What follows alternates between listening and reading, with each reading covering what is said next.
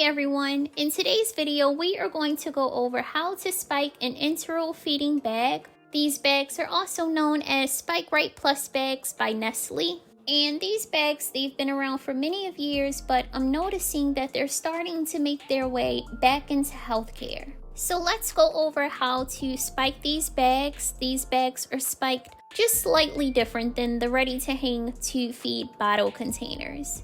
So let's jump right in. Okay, so we have our Kangaroo e-pump spike with the flush bag, but I'm not going to talk much about how to fill the bag. I just wanted to go over the spiking process. So be sure that you have already performed hand hygiene and have already shaken the bag for at least 10 seconds. Take our spike out the bag.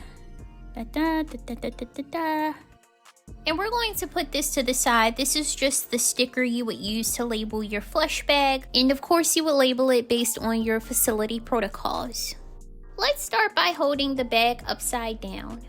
And we will find a purple cap attached to the port. This little tubular area right here is called the port. And we can actually take this purple cap off. We're going to take it off by twisting it clockwise to the right.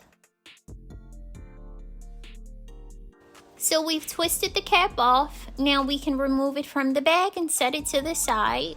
So this is our spike, which is the same spike that we use to spike the ready-to-hang bottle containers. So we can actually go ahead and remove the cover from our spike set. Just be careful not to touch the spike. We actually don't want anything to come into contact with the spike but the formula itself. This is because the patients that we are administering these feedings to are enteral access patients, meaning that they have an opening in the skin. So they're at an increased risk for infection. And for the same reason, many nurses prefer to wear gloves during this process. But as long as you perform hand hygiene and you're careful to not contaminate the spike, you'll be perfectly fine.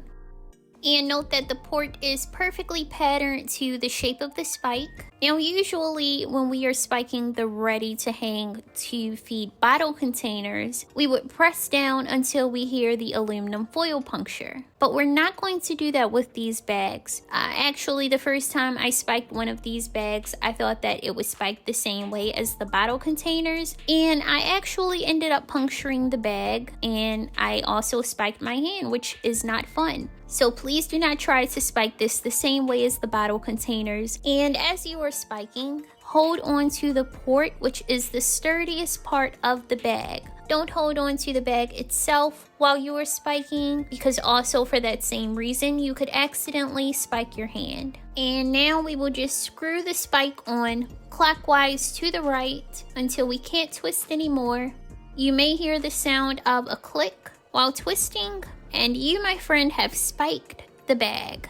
Now with this enteral feeding set, we don't have to worry about the content freely flowing through the tubing as if it were an IV bag. That is because with this enteral feeding set, the content is pulled through the tubing by the Kangaroo pump itself. You've filled your flush bag, now you can go ahead and hang your feeding. Here you would label the bag with your patient's information, the date and time you hang the bag, as well as the enteral feed order, such as how many milliliters they receive an hour, or the total volume your patient receives in a day.